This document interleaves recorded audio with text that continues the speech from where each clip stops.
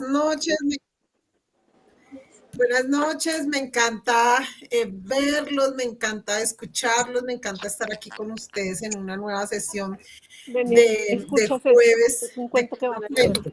Hola. Bueno, ahí en el transcurso de la semana en el grupo compartieron muchos datos de Edgar Allan Poe, quien pues tuvo también una historia ahí también era como de la manada de raros, ¿no? Me parece a mí. Entonces, bueno, Edgar Allan Poe, eh, dice Cristian que toca con la tabla Ouija para conectarnos en el más allá. Bueno, Edgar Allan Poe nació en Boston en 1809 y bueno, y como dice la tradición popular, parece que nació como con una mala estrella. Él quedó huérfano antes de cumplir los 3 años, fue educado por, eh, por John Allan y su esposa Francis en Richmond. Lo acogieron en su hogar y aunque asumió el apellido del padrastro, nunca fue como adaptado legalmente. Siempre tuvo como él se autodenominaba como un caballero del sur de Estados Unidos, y, y realmente pues cargó con el estigma de ser un niño huérfano que para la época, para la aristocracia de la época era todo como un estigma. Los padres adoptivos llevaron a Edgar y a su familia a Londres, donde él estudió en un internado del Chelsea, aprendió a escribir latín y aprendió a hablar francés. Sin embargo, pues allí pues no le fue como muy bien al señor en los negocios y retornaron nuevamente a Richmond en 1820. El padrastro de Edgar Allan Poe era bastante huraño y pues obviamente no estaba de acuerdo en que él se dedicara a los libros, a la poesía, ni a la escritura, ni nada, porque él lo quería pues en leyes y en comercio, pero la madre sí como que le alcahueteó ese gustico. Eh, Dicen que al regresar a Estados Unidos y al instalarse en Richmond, allí en la casa tenían muchas nodrizas y mucho servidumbre negra. Entonces él creció en este mundo de las nodrizas y de los negros, entonces creció escuchando digamos, todas esas historias de terror y bueno, sobre zombies, aparecidos y magia negra, y allí comenzó como a tenerle el gustico a este tipo de temas. Eh, Desde el comienzo, desde joven, fue como un lector bastante ávido y coleccionaba todas las revistas que llegaban al trabajo de su padre, las revistas inglesas y escocesas, que hablaban de,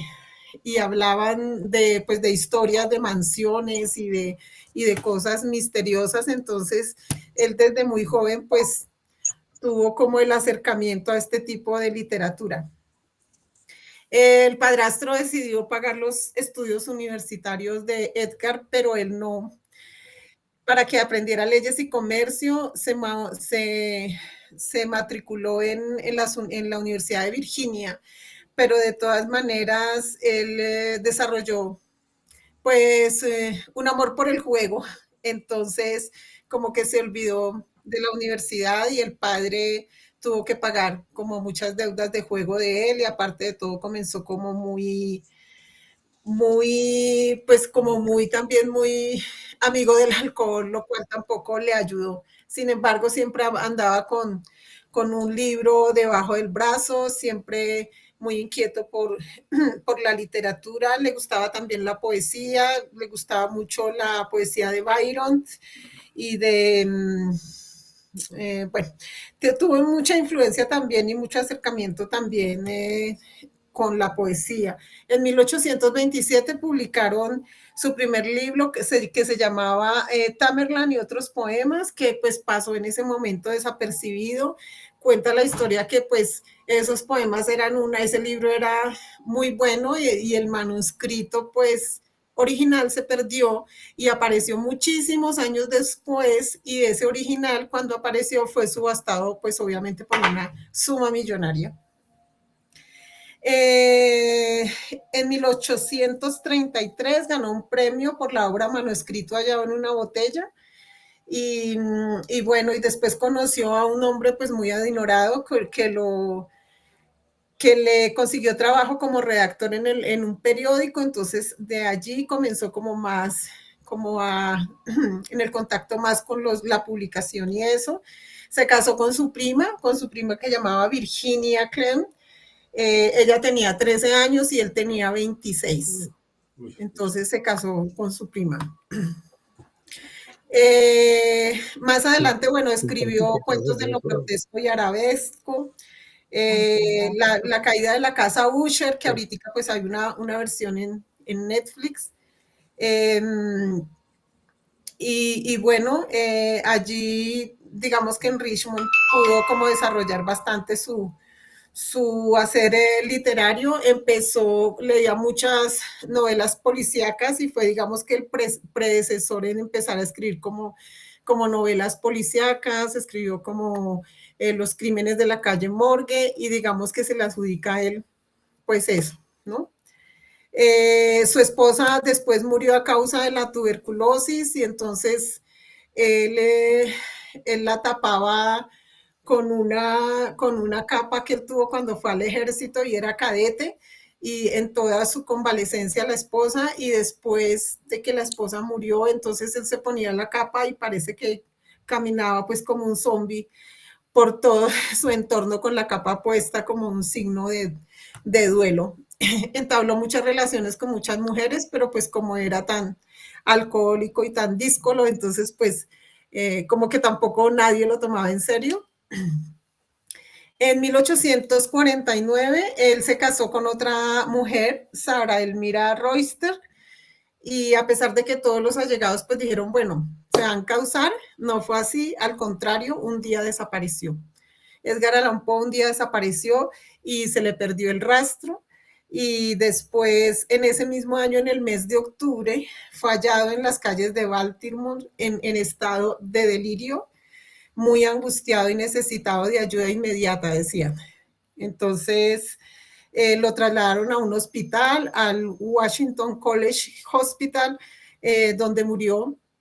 Y bueno, realmente nunca entendieron qué le pasó, traía una ropa toda extraña, o sea, nunca supieron qué le pasó. Entonces es como un resumencito chiquito, obviamente hay muchísima literatura sobre la vida de él y sobre muchas curiosidades, entonces esto era como el abrebocas para que entonces podamos empezar con el cuento de El gato negro. Y entonces acá simplemente les digo, tengan miedo, tengan mucho miedo. Bueno, entonces comenzamos. El gato negro. No espero ni pido que alguien crea en el extraño, aunque simple relato que me dispongo a escribir. Loco estaría si lo esperara cuando mis sentidos rechazan su propia evidencia. Pero no estoy loco y sé muy bien que esto no es un sueño. Mañana voy a morir y quisiera aliviar hoy mi alma. Mi propósito inmediato consiste en poner de manifiesto, simple, sucintamente y sin comentarios, una serie de episodios domésticos. Las consecuencias de esos episodios me han aterrorizado, me han torturado y por fin me han destruido. Pero no intentaré explicarlos. Si para mí han sido horribles, para otros resultarán menos espantosos que barrocos.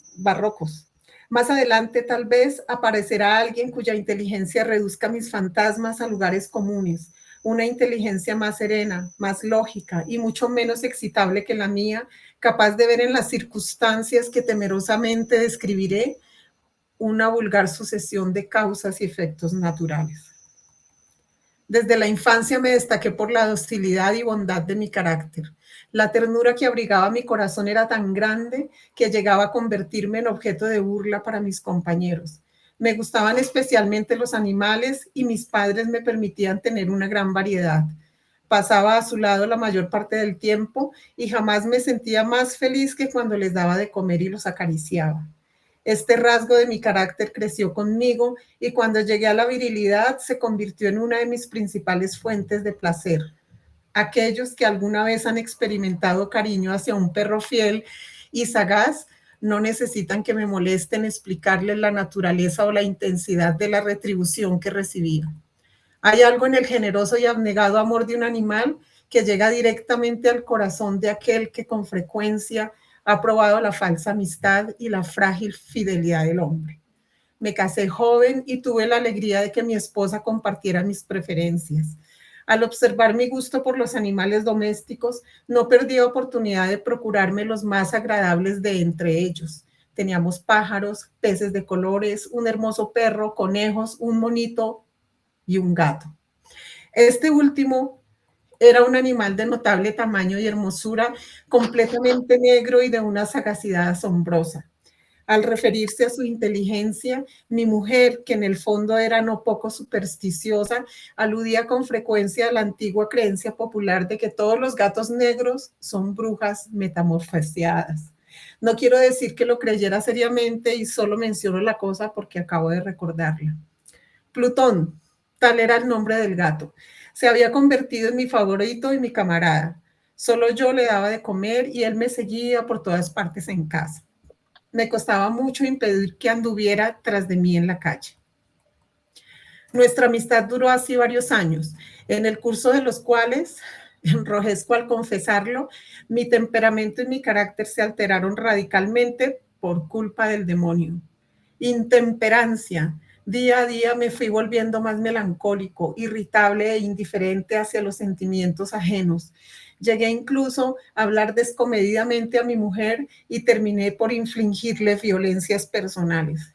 Mis favoritos, claro está, sintieron igualmente el cambio de mi carácter. No solo los descuidaba, sino que llegué a hacerles daño. Hacia Plutón, sin embargo, conservé suficiente consideración como para abstenerme de maltratarlo, cosa que hacía con los conejos, el mono y hasta el perro cuando por casualidad o movidos por el afecto se cruzaban en mi camino. Mi enfermedad, empero, se agravaba, pues, ¿qué enfermedad es comparable al alcohol? Y finalmente, el mismo Plutón, que ya estaba viejo y por tanto algo enojadizo, empezó a sufrir las consecuencias de mi mal humor. Una noche en que volví a casa completamente embriagado, después de una de mis correrías por la ciudad, me pareció que el gato evitaba mi presencia. Lo alcé en brazos, pero asustado por mi violencia me mordió ligeramente en la mano. Al punto, se apoderó de mí una furia demoníaca y ya no supe lo que hacía. Fue como si la raíz de mi alma se separara de golpe de mi cuerpo. Una maldad más que diabólica alimentada por la ginebra estremeció cada fibra de mi ser. Sacando del bolsillo del chaleco un cortaplumas, lo abrí mientras sujetaba al pobre animal por el pescuezo y deliberadamente le hice saltar un ojo. Enrojezco, me abrazo, tiemblo mientras escribo tan condenable atrocidad. Cuando la razón retornó en la mañana, cuando hube disipado en el sueño los vapores de la orgía nocturna, sentí que el horror se mezclaba con el remordimiento ante el crimen cometido, pero mi sentimiento era débil y ambiguo, no alcanzaba a interesar al alma. Una vez más, me hundí en los excesos y muy pronto ahogué en vino los recuerdos de lo sucedido. El gato, entre tanto, mejoraba poco a poco. Cierto que la órbita donde faltaba el ojo presentaba un horrible aspecto, pero el animal no parecía sufrir ya. Se paseaba como de costumbre por la casa, aunque como es de imaginar, huía aterrorizado al verme. Me quedaba aún bastante de mi antigua manera de ser para sentirme agraviado por la evidente antipatía de un animal que alguna vez me ha querido tanto. Pero ese sentimiento no tardó en ceder paso a la irritación. Y entonces, para mi caída final e irrevocable, se presentó el espíritu de la perversidad. La filosofía no tiene en cuenta este espíritu y sin embargo, tan seguro estoy de que mi alma existe como de que la perversidad es uno de los impulsos primordiales del corazón humano, una de las facultades primarias indivisibles, uno de esos sentimientos que dirigen el carácter del hombre. ¿Quién no se ha sorprendido a sí mismo 100 veces en momentos en que cometía una acción tonta o malvada por la simple razón de que no debía cometerla? ¿No hay en nosotros una tendencia permanente que enfrenta descaradamente al buen sentido, una Ni siquiera tendencia me a importa del video, lo que importa es transgredir que tiene el mismo a estilo proyectarse exactamente luego? de el show en vivo. Este espíritu de perversidad se presentó, como he dicho, en mi caída final, y el insondable anhelo que tenía mi alma de vejarse a sí misma, de violentar su propia naturaleza, de hacer mal por el mal mismo, me incitó a continuar y finalmente a consumar el suplicio que había infligido a la inocente bestia. Una mañana, obrando a sangre fría, le pasé un lazo por el pescuezo y lo ahorqué en la rama de un árbol. Lo ahorqué mientras las lágrimas manaban de mis ojos y el más amargo remordimiento me apretaba el corazón. Lo ahorqué porque recordaba que me había querido y porque estaba seguro de que no me había dado motivo para matarlo. Lo ahorqué porque sabía que al hacerlo cometía un pecado mortal que comprometería mi alma hasta llevarlo, si eso fuera posible, más allá del alcance de la infinita misericordia del Dios más misericordioso y más terrible.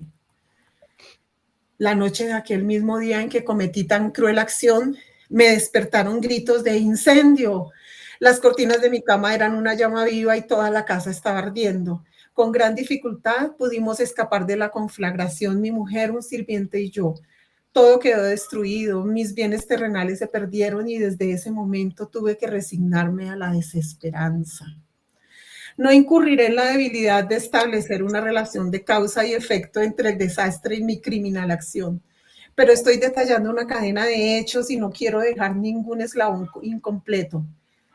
Al día siguiente del incendio acudí a visitar las ruinas. Salvo una, las paredes se habían desplomado.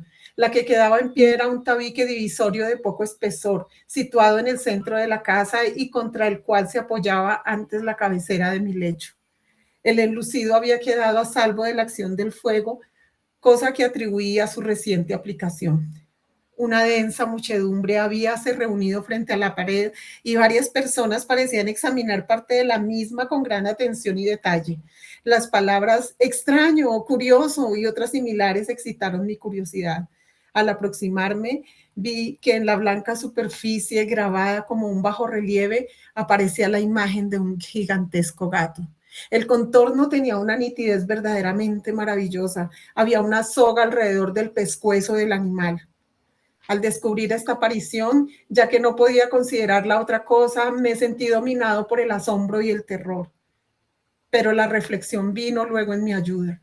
Recordé que había ahorcado al gato en un jardín contiguo a la casa. Al producirse la alarma del incendio, la multitud había invadido inmediatamente el jardín. Alguien debió de cortar la soga y tirar al gato en mi habitación por la ventana abierta. Sin duda, habían tratado de despertarme en esa forma. Probablemente la caída de las paredes comprimió a la víctima de mi crueldad contra el enlucido recién aplicado, cuya cal, junto con la acción de las llamas y el amoníaco del cadáver, produjo la imagen que acababan de ver. Si bien en esta forma quedó satisfecha mi razón, ya que no mi conciencia, sobre el extraño episodio lo ocurrido impresionó profundamente mi imaginación. Durante muchos meses no pude librarme del fantasma del gato y en todo ese tiempo dominó mi espíritu un sentimiento informe que se parecía sin serlo al remordimiento. Llegué al punto de lamentar la pérdida del animal y buscar en los viles antros que habitualmente frecuentaba algún otro de la misma especie y apariencia que pudiera ocupar su lugar. Una noche en que, borracho a medias, me hallaba en una taberna más que infame, reclamó mi atención algo negro posado sobre uno de los enormes toneles de ginebra que constituían el principal moblaje del lugar. Durante algunos minutos había estado mirando dicho tonel y me sorprendió no haber advertido antes la presencia de la mancha negra en lo alto. Me aproximé y la toqué con la mano.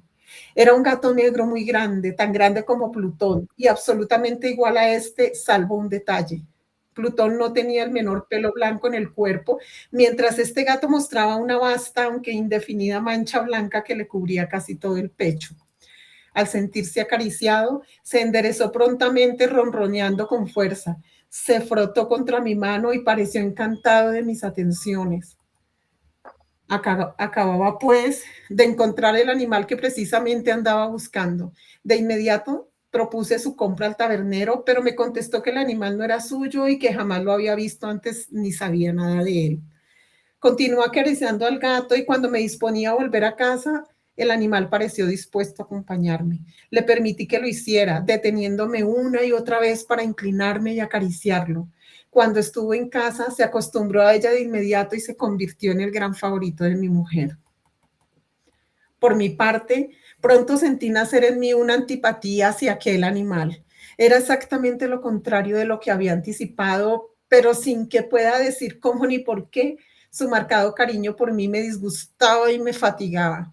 Gradualmente el sentimiento de disgusto y fatiga creció hasta alcanzar la amargura del odio. Evitaba encontrarme con el animal. Un resto de vergüenza y el recuerdo de mi crueldad de antaño me vedaban maltratarlo. Durante algunas semanas me abstuve de pegarle o de hacerle al víctima de cualquier violencia, pero gradualmente, muy gradualmente, llegué a mirarlo con inexpresable odio y a huir en silencio de su detestable presencia como si fuera una emanación de la peste. Lo que sin duda contribuyó a aumentar mi odio fue descubrir a la mañana siguiente de haberlo traído a casa que aquel gato, igual que Plutón, era tuerto. Esta circunstancia fue precisamente la que le hizo más grato a mi mujer, quien, como ya dije, poseía en alto grado esos sentimientos humanitarios que alguna vez habían sido mi rasgo distintivo y la fuente de mis placeres más simples y más puros. El cariño del gato por mí parecía aumentar en el mismo grado que mi aversión. Seguía mis pasos con una pertinacia que me costaría hacer entender al lector. Donde quiera que me sentara, venía a ovillarse bajo mi silla o saltaba a mis rodillas prodigándome sus odiosas caricias. Si echaba a caminar, se metía entre mis pies amenazando con hacerme caer o bien clavaba sus largas y afiladas uñas en mis ropas para poder trepar hasta mi pecho. En esos momentos, aunque ansiaba aniquilarlo de un solo golpe, me sentía paralizado por el recuerdo de mi primer crimen, pero sobre todo, quiero confesarlo ahora mismo, por un espantoso temor al animal. Aquel temor no era precisamente miedo de un mal físico y sin embargo me sentía imposible definirlo de otra manera. Me siento casi avergonzado de reconocer, si aún en esta celda de criminales me siento casi avergonzado de reconocer que el terror, el espanto que aquel animal me inspiraba era intensificado por una de las más insensatas quimeras que sería dado concebir. Más de una vez mi mujer me había llamado la atención sobre la forma de la mancha blanca de la cual ya he hablado y que constituía la única diferencia entre el extraño animal y el que yo había matado.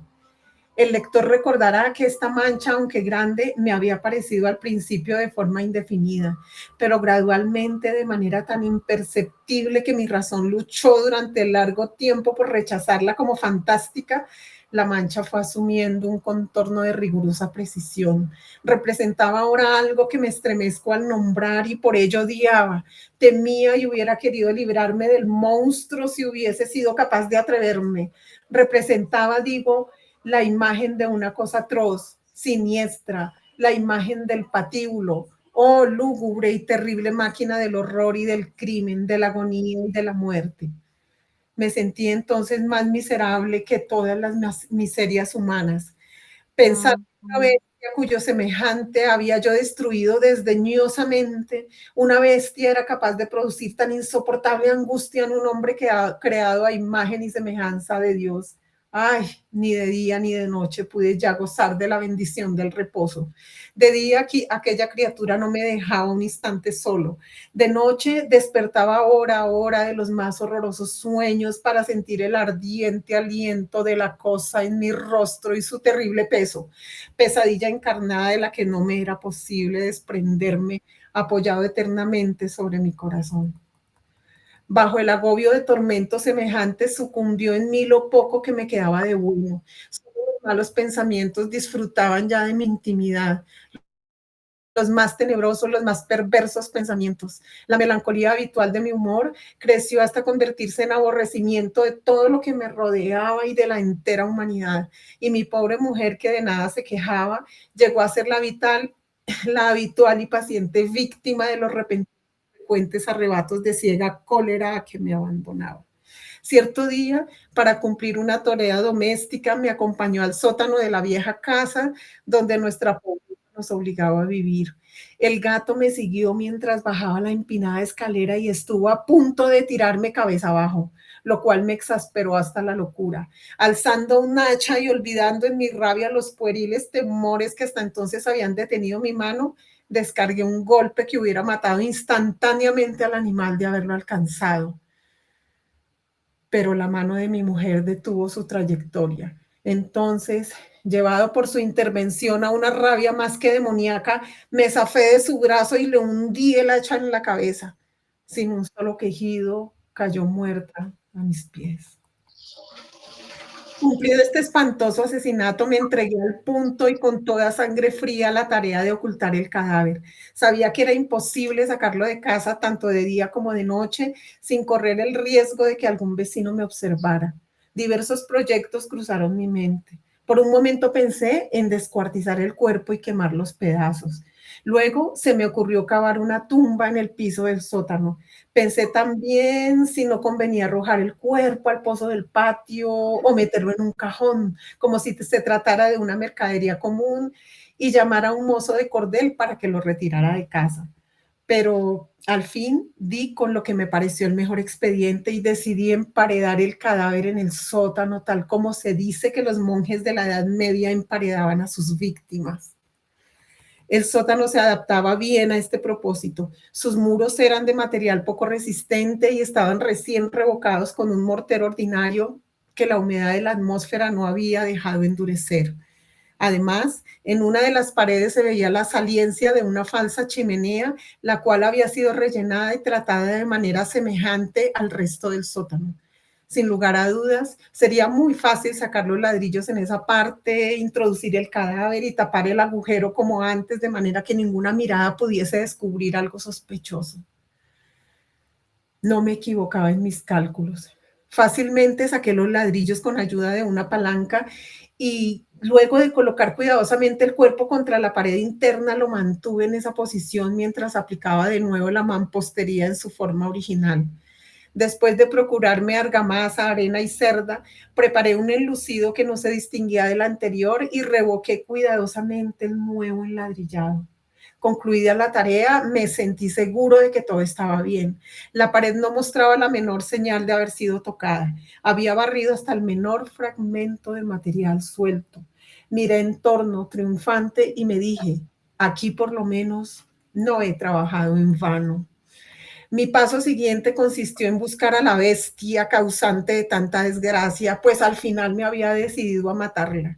Si en aquel momento el gato hubiera surgido ante mí, su destino habría quedado sellado. Pero por lo visto, el astuto animal, alarmado por la violencia de mi primer acceso de cólera, se cuidaba de aparecer mientras no cambiara mi humor. Imposible describir o imaginar el profundo, el maravilloso alivio que la ausencia de la detestada criatura trajo a mi pecho. No se presentó aquella noche y así, por primera vez desde su llegada a casa, pude dormir profunda y tranquilamente. Sí, pude dormir, aún con el peso del crimen sobre mi alma. Pasaron el segundo y el tercer día y mi atormentador no volvía. Una vez más respiré como un hombre libre, aterrado. El monstruo había huido de casa para siempre. Ya no volvería a contemplarlo. Gozaba de una suprema felicidad y la culpa de mi negra acción me preocupaba muy poco. Se practicaron algunas averiguaciones a las que no me costó mucho responder. Incluso hubo una perquisición en la casa, pero naturalmente no se descubrió nada. Mi tranquilidad futura me parecía asegurada. Al cuarto día del asesinato, un grupo de policías se presentó inesperadamente y procedió a una nueva y rigurosa inspección. Convencido de que mi escondrijo era impenetrable, no sentí la más leve inquietud. Los oficiales me pidieron que los acompañara en su examen. No dejaron hueco ni rincón sin revisar. Al final, por tercera o cuarta vez, bajaron al sótano. Lo seguí sin que me temblara un solo músculo. Mi corazón latía tranquilamente como el de aquel que duerme en la inocencia. Me pasé de un lado al otro del sótano. Había cruzado los brazos sobre el pecho y andaba tranquilamente de aquí para allá. Los policías estaban completamente satisfechos y se disponían a marcharse. La alegría de mi corazón era demasiado grande para reprimirla. Ardía en deseos de decirles por lo menos una palabra como prueba de triunfo y confirmar doblemente mi inocencia. Caballeros, dije por fin, cuando el grupo subía la escalera. Me alegro mucho de haber disipado sus sospechas. Les deseo felicidad y un poco más de cortesía. Dicho sea de paso, caballeros, esta casa está muy bien construida. En mi frenético deseo de decir alguna cosa con naturalidad, casi no me daba cuenta de mis palabras. Repito que es una casa de excelente construcción.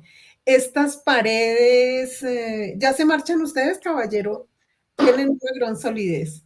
Y entonces, arrastrado por mis propias bravatas, golpeé fuertemente con el bastón que llevaba en la mano sobre la pared del enladrillado tras de la cual se hallaba el cadáver de la esposa de mi corazón. Que Dios me proteja y me libre de las garras del archidemonio. Apenas había cesado el eco de mis golpes cuando una voz respondió desde dentro de la tumba. Un quejido sordo y entrecortado al comienzo, semejante al sollozar de un niño, que luego creció rápidamente hasta convertirse en un largo, agudo y continuo alarido anormal, como inhumano, un aullido, un clamor de lamentación, mitad de horror, mitad de triunfo, como solo puede haber brotado en el infierno de la garganta de los condenados en su agonía y de los demonios exultantes en la condenación. Hablar de lo que pensé en ese momento sería locura. Presa de vértigo, fui tambaleándome hasta la pared opuesta. Por un instante, el grupo de hombres en la escalera quedó paralizado por el terror. Luego, una docena de robustos brazos atacaron la pared, que cayó de una pieza. El cadáver, ya muy corrompido y manchado de sangre coagulada, apareció de pie ante los ojos de los espectadores. Sobre su cabeza, con la roja boca abierta y el único ojo como de fuego, estaba agazapada la horrible bestia, cuya astucia me había inducido al asesinato y cuya voz delatora me entregaba al verdugo. Había emparedado al monstruo en la tumba. Fin. Se finí. Bueno, chicos, los escucho.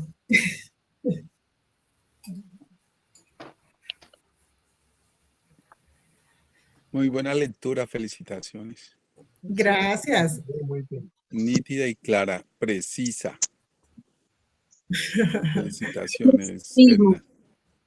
Edna, lo mismo, la lectura espectacular. Gracias. Bueno, a ver, ¿tú qué crees que era ese tipo? ¿Qué le pasaba? No, el tipo estaba un poco loquillo. Pues, pues él pretendía justificar todas sus verdaderas intenciones, motivaciones, emociones, sentimientos. Quería justificarlas y motivarlas por el gato, o sea, por lo que le producía el gato, por los sentimientos, el fastidio y todo lo que le producía el gato, pero yo creo que era más como una forma de demostrar que, pues, que no quería a nadie y menos a los que lo habían querido tanto y estaban alrededor de él, ¿no? Entonces ahí, pues no sé, para mí como que están plasmados todos los conflictos que él tenía como ser humano ahí en su psiquis. No sé, entonces los escucho.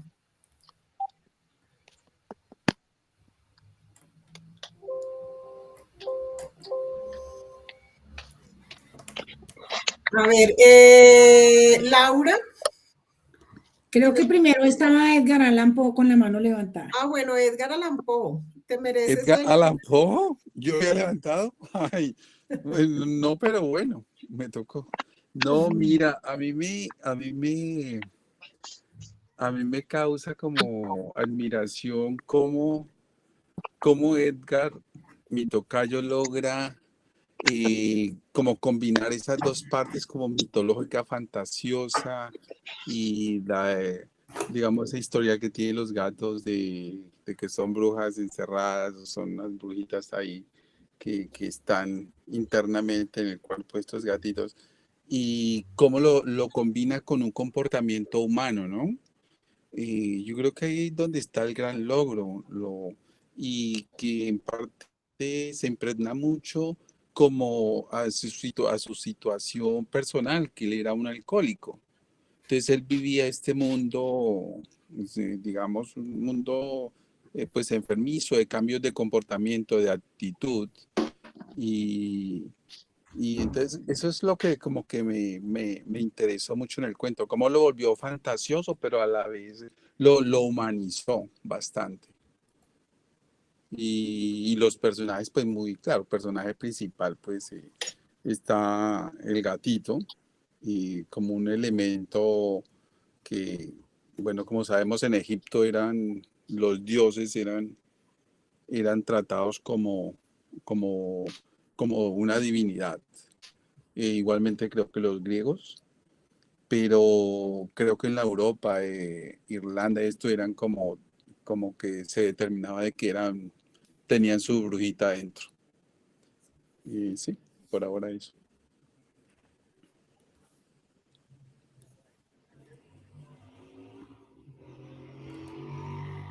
Tienes el micrófono cerrado, Edna. Creo que continúa Laura. Gracias. Mira, yo veo como más sencilla la cosa, porque es una persona que es dócil, se define como bondadoso, como amante de los animales, se casa, tiene una vida medianamente normal, vive en una casa que tiene servidumbre, tiene empleados, todo, y pues simplemente se vuelve un alcohólico. Con el paso del tiempo se vuelve un alcohólico y como lo vemos en esa época de 1800 o ahora, pues el alcohol acaba con todo. En medio del alcohol se vuelve agresivo, llega a cometer crímenes como matar al gato, como matar a su esposa. Obviamente esa es ya la parte de fantasía, pero para mí es el alcohol el que lo vuelve totalmente irascible, violento y termina pues cometiendo crímenes al punto que llega a la cárcel. Me llama la atención un poco cómo la vida del autor realmente tiene que ver al final del tiempo con el alcoholismo y cómo como que vive sus personajes. Hasta ahí mi intervención. Ana Cecilia Guzmán. Bueno, yo pienso que la obra representa un poco el perfil psicológico de Edgar Allan Poe como una persona que ha vivido una vida trágica, que tuvo una infancia carente del afecto paternal, porque según lo que nos leíste al inicio, él fue adoptado por otra familia, incluso el apellido que él tiene es adoptado.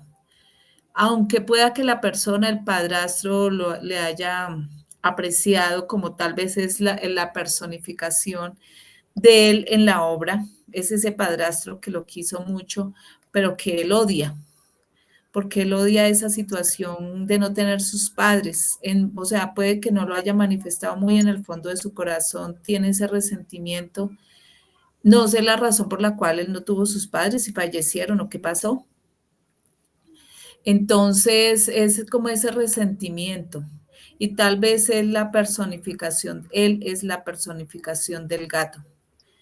Y donde es el que sufre, el que lo ha perdido todo, el que tiene amor pero no sabe a quién dárselo. Entonces, es lo que yo quiero decir, que es como el perfil. Él se muestra a través de la obra como el perfil, muestra su perfil psicológico. Bueno, aquí me aparece como Fellow Gister, pero no sé quién será. ¿Será Eli? ¿Quién será? Adelante. Con seguridad que es Audrey. ¿Será Audrey? Sí, ella. Ah, Bueno, aquí habemos varios fellow Sí, histers, como pero tres. yo soy Audrey. Sí. Hola, Audrey, ¿cómo estás? Pues Adelante. la verdad no iba a intervenir por ahora, pero yo estoy muy de acuerdo con Ana Cecilia que el perfil psicológico que él muestra en su escrito del gato negro definitivamente es él, es él mismo, Alan Poe, porque por todo lo que vivió y también pues la bebida es decir, desarrolló esa personalidad agresiva y me imagino que también muy triste, muy melancólica y lo llevó a hacer este tipo. También lo que a él le ayudó muchísimo en estos escritos de horror es precisamente como él creció con la influencia de los africanos o de la gente que, que lo cuidaron a él cuando estaba pequeño. Entonces él oía todas estas historias y le desarrollaron su imaginación por ahí, pero definitivamente él, como dijo Ana Cecilia creo que es, eh, su personalidad, su psicología la desarrolla definitivamente en el gato negro. Ahí el perfil psicológico de él está totalmente puesto en su lugar ahí con el gato negro. Por ahora nada más. Bueno, la siguiente Gister, no sé quién será, que hay una, dos, tres. La siguiente. La que tiene la manito levantada, que dice Fellow Gister.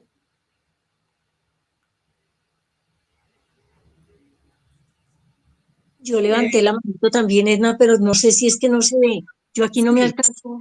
Bueno, aquí tenemos a Laura, a María Eugenia, a Miriam, todas quieren hablar. Entonces vamos con Laura si quieren. Gracias, es que estaba mirando acá estaba mirando una entrevista que le hicieron a Edgar Allan Poe y dice que a los 2 años quedó huérfano. Alguien le pregunta, ¿su vida está marcada de pequeño por una tragedia? La respuesta es cierto, a los 2 años quedé huérfano de padres. Luego me criaron Frances y John Allan, a quienes agradezco por la educación que me dieron. Eso para complementar lo que dijo la compañera anterior. Bueno, María Eugenia, adelante. Bueno, han dicho sí que el perfil psicológico de él es muy probable que representa exactamente el de Edgar Allan Poe. Y pienso que este personaje, inclusive pienso que Edgar Allan Poe creció, mejor dicho, ese golpe que él recibió al morir sus padres estando él tan pequeño, creo que lo recibió muy fuerte, fue muy fuerte. Y aunque sus padrastros lo hubieran querido, es que tras uno no sabe realmente qué es transmitir afecto y amor, no sé. Él no lo vivió así. Entonces, como recibió ese golpe tan fuerte, pienso yo que desarrolló un sentimiento de culpa muy grande.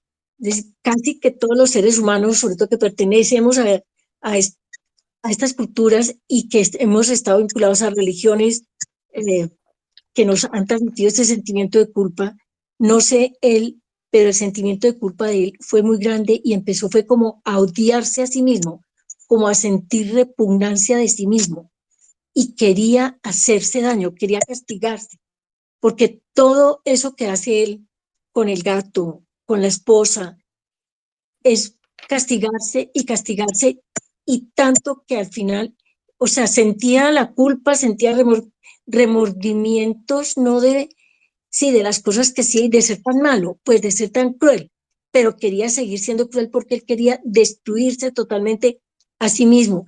Y me parece que con esos actos que comete con el gato o con los gatos y con su esposa, está buscando llegar a esa autodestrucción que finalmente, aparentemente se había salvado cuando el grupo de policías estuvo en la casa, no descubrió absolutamente nada y él busca la manera de auto, ¿cómo se dice?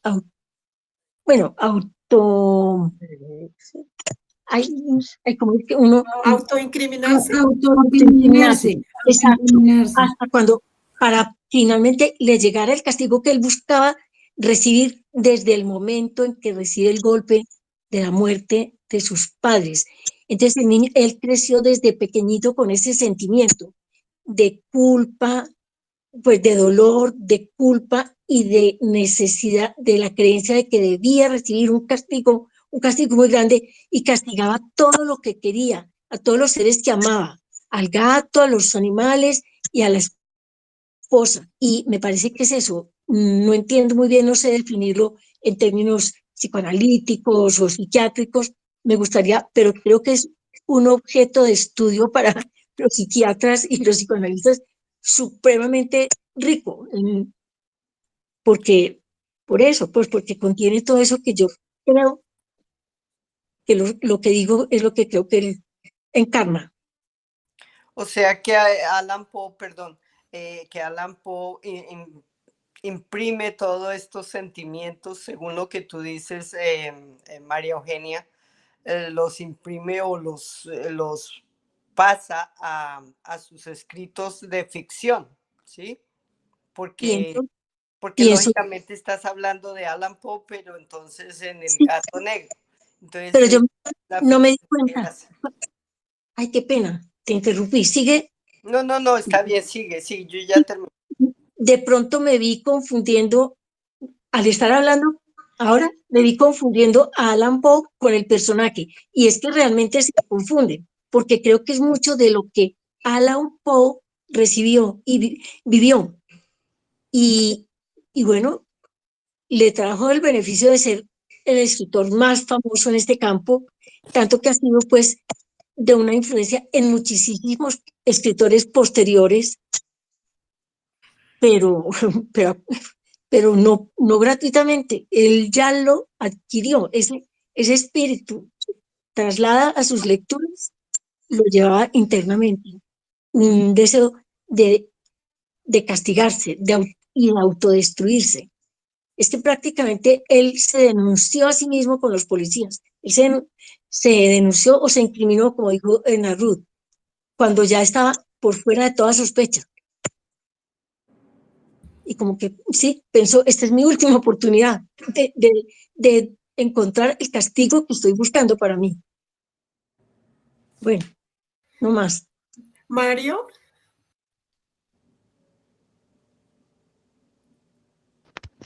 Bueno, no, gracias Edna por la lectura, muy buena.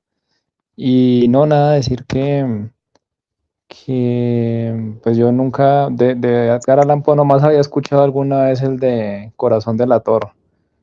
De resto no había leído ni escuchado ningún otro. Entonces, estos cuentos pues los dos que he escuchado me parecen que, no sé, son personajes que manejan como una dualidad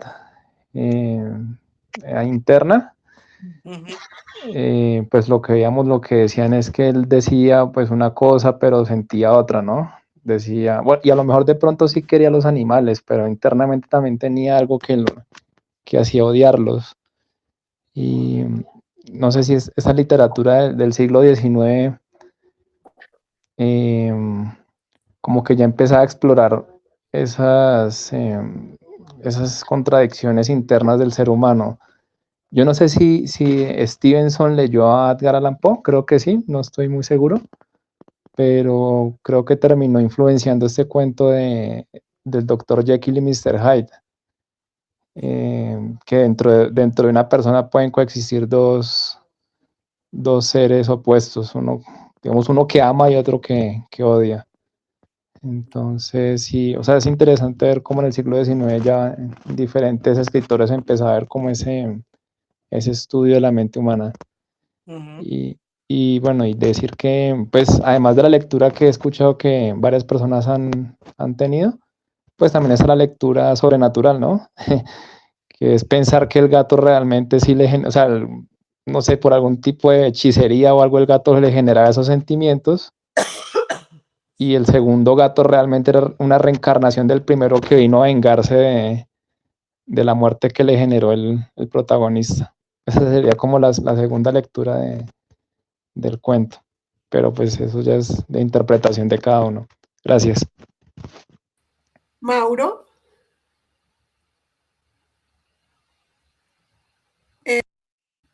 Habilita el micrófono, Mauricio. Ya, listo. Buenas noches. Gracias, Edna. Concuerdo con lo que han dicho, una lectura muy sentida. Llegó a darme miedo.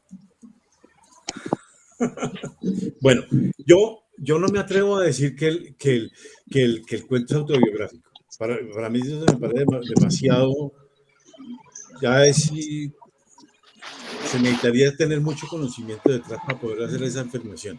Yo, en cambio, veo ahí una diferencia que alguna vez nos dijeron en una de las reuniones, y es que es muy distinto una persona a un personaje de un libro. Un personaje de un libro tiende a ser un estereotipo, y el estereotipo lo que trata es de recoger de un modo muy marcado las personalidades para que cubra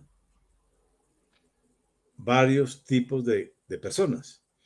Yo noto acá en el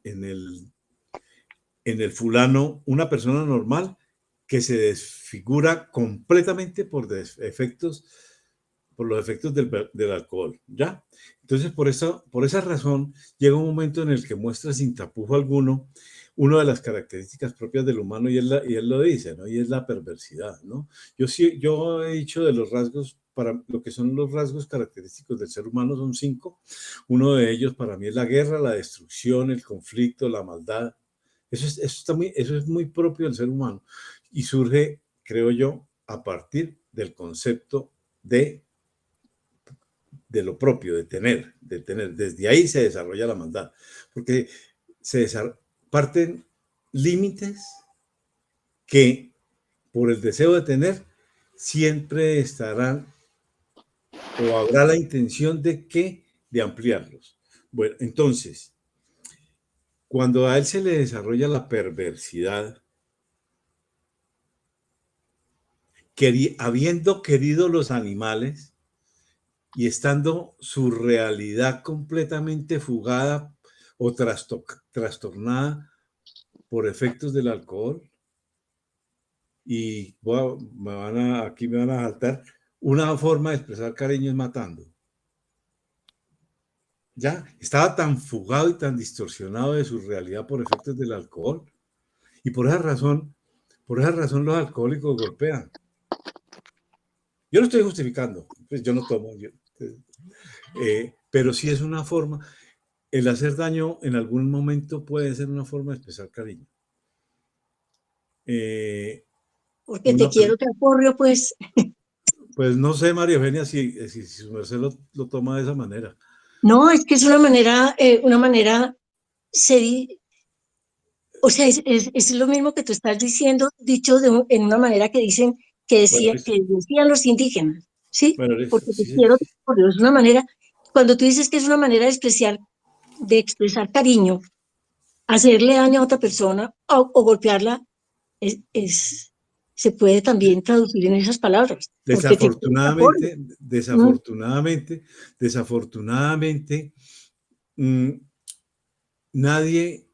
ninguno de nosotros nace sabiendo vivir.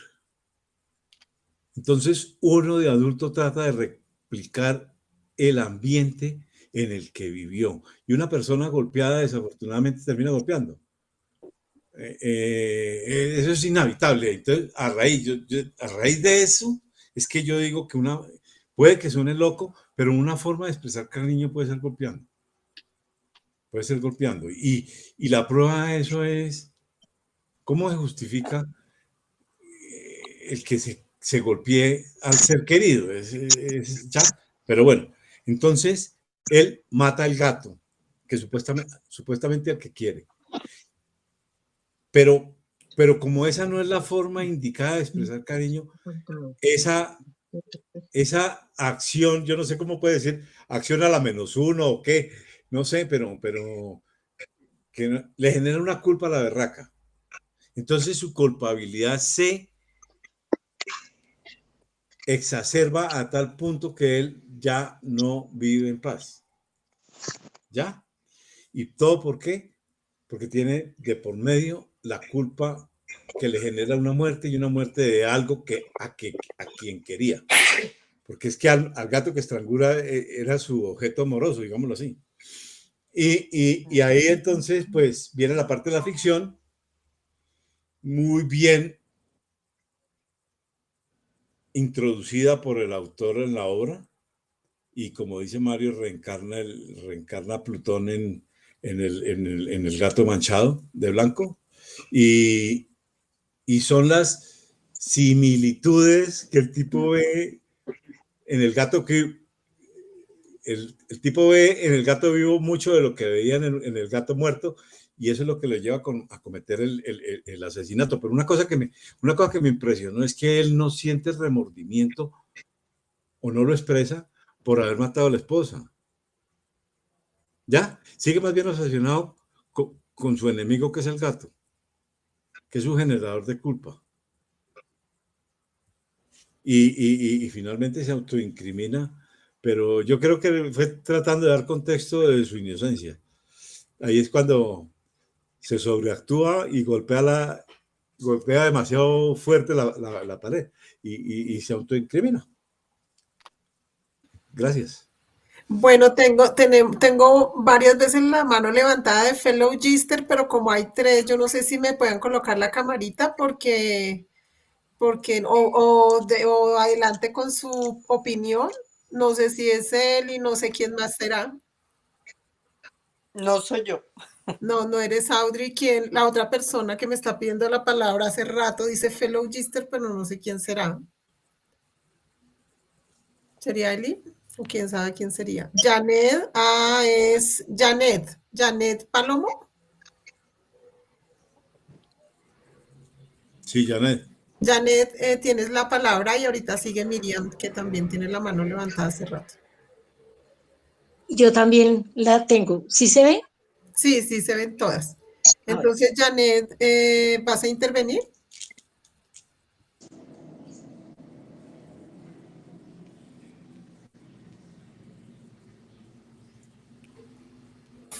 Activa la cámara, el micrófono, no sé, porque no sé si esté hablando. No la escuchamos.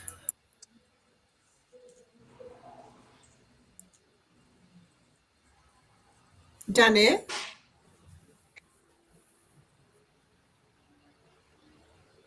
¿Aló? Sí, te escuchamos.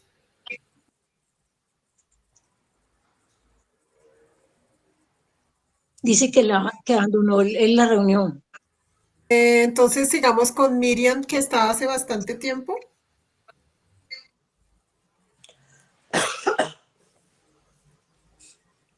Miriam.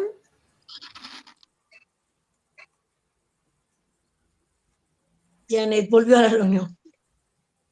Janet o Miriam. ¿Sí? ¿Me escucha? Si quiere la próxima persona que hable y yo puedo esperar, no hay ningún problema, como sea más fácil. Bueno, quien quiera continuar. Miriam, ¿Sí? creo que. ¿Me escuchan? Sí, Miriam, Sí, te sí, escuchamos. Ok, me parece bastante interesante digamos, el análisis del escritor. Para mí tiene dos facetas. Una, su vida como transcurrió en la soledad, en la desolación, sin padres, sin familia. Entonces él creció sin saber cómo aprovechar y cómo capitalizar el amor y el cariño que le daban. Y la otra, pues se ve claramente el problema que causa el alcoholismo en el desencantamiento, el deterioro de la salud mental, de las relaciones también interpersonales. Él tenía la violencia, el maltrato doméstico con la esposa, con el gatico, y pues él se inspiró en el gato Plutón, porque el gato, cuando él llegaba embriagado, lo arañaba y lo sacaba como de las resacas, dice ahí en el cuento, en la lectura. Entonces,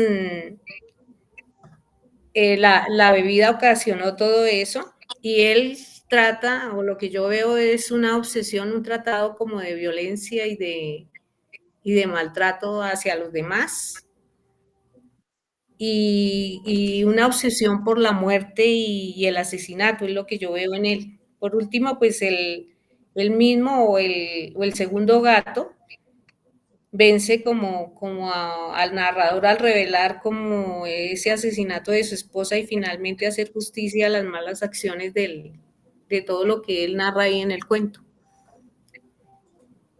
Eso es lo que quería opinar. Janet, ¿quiere continuar? Ahora sí.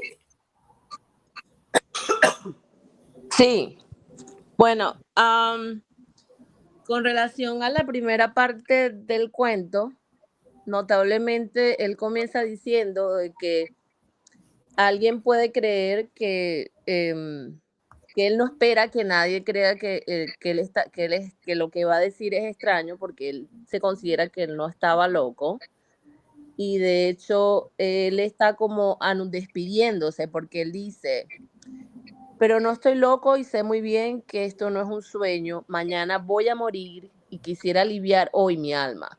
Es como una persona que decide suicidarse o que decide que vamos, o que no sé si a la final del cuento no recuerdo si es que tenía alguna enfermedad terminal producto del alcohol, que sabe que se va a morir, o que decide esa noche matar a la esposa, matar al gato y suicidarse por el hecho de que ya venía con los problemas de alcoholismo. Pero antes de los problemas de alcoholismo, él dice claramente que él va a empezar a explicar una serie de episodios domésticos.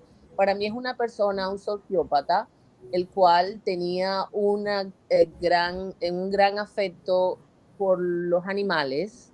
Inclusive él lo dice acá, que desde la infancia se destacaba por su docilidad, que hasta sus compañeros se burlaban de él, porque le creaba como un placer los animales, tocarlos. Entonces, yo leí recientemente de un tipo de enfermedad, una condición psicológica que se llama petofilia, que es aquellas personas que tienen un amor obsesivo por los animales, y sobre todo con los perros, que llegan a un punto que ellos pueden poner a los animales primero que los seres humanos.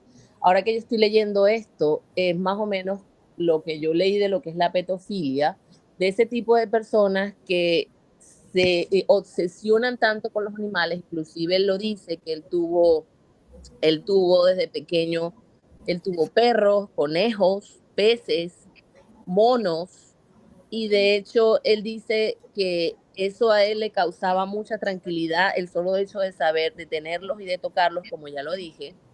Y aparte él también dice, él compara que el amor de un animal, él lo compara con la falsa amistad del ser humano. O sea, él prefería al animal en vez del ser humano, porque él dice claramente, en aquel que en frecuencia ha probado la falsa amistad y la frágil felicidad del hombre.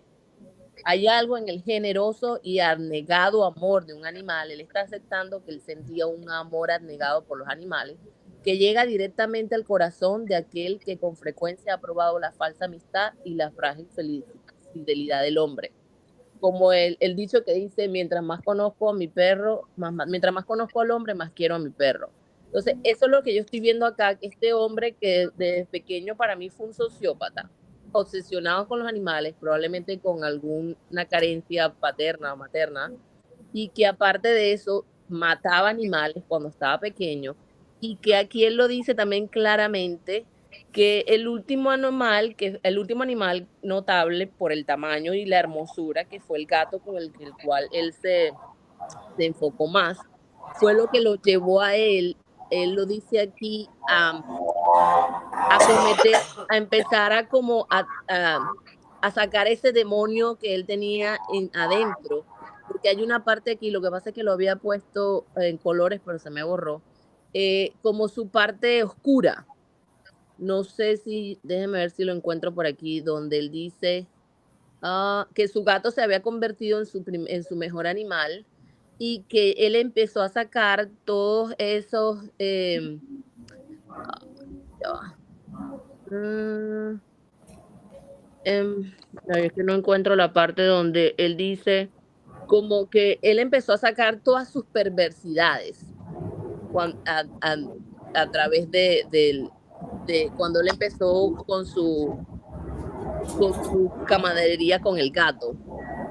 Y abajo también dice, cuando empieza a explicar cuando él regresó y atacó al gato por primera vez, que venía muy borracho, que él se empezó a dar cuenta de que ya el gato, ya de tantos años de amistad con el gato, ya el gato se estaba poniendo viejo, pero el gato también lo evitaba porque ya le tenía miedo. O sea, él empezó a maltratar al gato y a la esposa al mismo tiempo. Por eso es que él está explicando que él hizo como les empieza voy a empezarle como a redactar siguientes episodios domésticos que pasaron en su vida.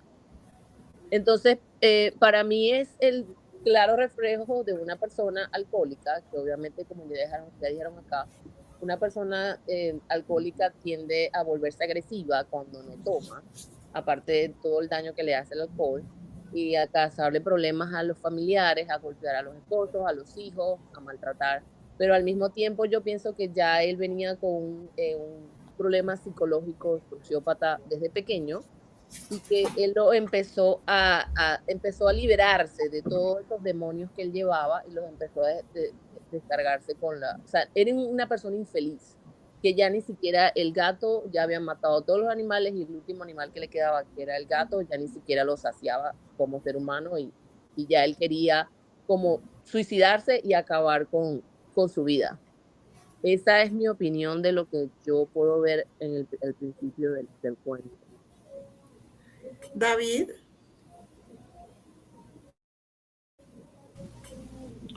Hola, hola. ¿Ahí me escuchan? sí te escuchamos. Sí, Ah, bueno. Y primero quería felicitarte, Edna, por esa narración tan apasionada. Desde acá se escuchó, se sintió la pasión con la que lo narraste. Me gustó bastante el cuento. Yo realmente tampoco he sido mucho de leer novela policíaca. Este es mi primer acercamiento a Edgar Allan Poe, a un cuento, una historia de él. Decía, siempre es bonito descubrir, ¿no? Cuando uno descubre un autor, cuando uno conoce algo que no conocía, lo, tiene un punto de vista nuevo y ve otras realidades. Sí lo estoy investigando por ahí un poco al autor, a propósito del cuento y de lo que por ahí nos compartió Edgar. Me parece que retrata la vida de una persona muy atormentada. Yo creo que los escritores o las personas que hacen ese tipo de lectura son esas personas que viven una doble vida, ¿no? La que realmente tienen y la que se inventan, la que se escapan de la realidad y no se sabe a veces en cuál están. Siempre hay un delirio, una esquizofrenia, una, una, una cosa que lo hace pensar eh, que no está bien de la cabeza, ¿no? Me acordé de la serie esta de Netflix, del asesino, de este asesino serial, ¿no? ¿Cómo es que se llamaba? Se me fue el nombre. Que le encontraron como 4 o 6 cuerpos descuartizados en la habitación y en Dame. y en la nevera tenía las calaveras, bueno, partes de cuerpos y eso, y estaba normal, estaba tranquilo. Entonces creo que uno de los rasgos principales de las personas que tienen esa como especie de esquizofrenia o tienen ese problema es que pierden la sensibilidad ante el dolor ajeno y hay un dolor ante las personas o a los animales.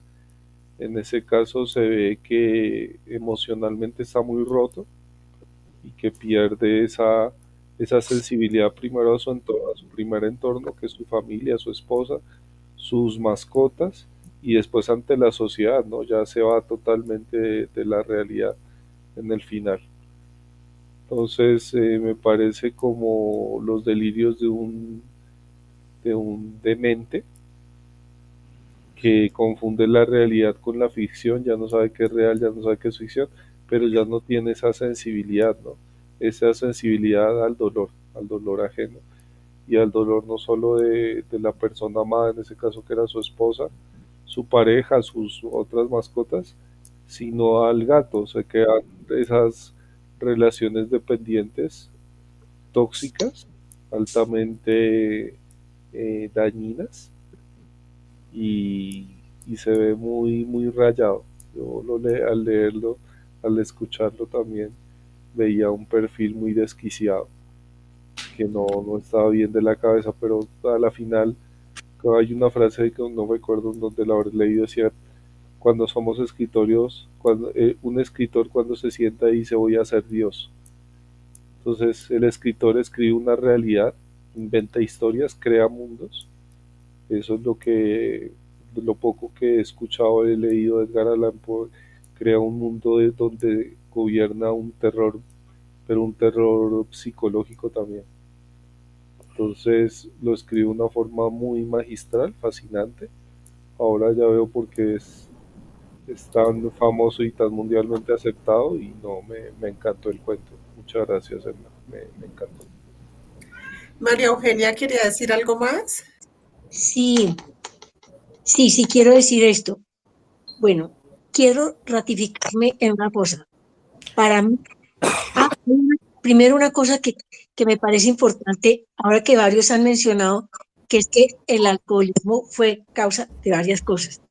Pues resulta que yo estoy convencida de que el alcoholismo precisamente es consecuencia de un problema psíquico que vive la persona, un problema emocional, un problema psíquico, y el alcoholismo es una manera de autodestruirse también, ¿sí?